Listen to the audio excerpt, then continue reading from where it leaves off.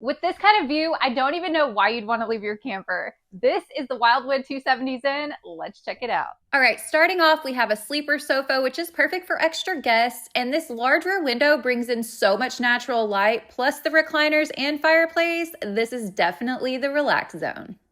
Now moving into the kitchen, plenty of storage, great counter space, and everything feels open. And notice this kitchen island with the LED lighting above it. It really elevates the space and gives a clean, modern feel. The bathroom is well laid out, and take a long, relaxing shower because there's on-demand hot water. Now into the bedroom, you got a king-size versatile bed giving you space during the day. And the closet is washer-dryer prepped, or you can use it for hanging clothes instead. This camper is easy, comfortable, and designed to feel like home. You tell me what you're thinking about this Wildwood 270 Zen.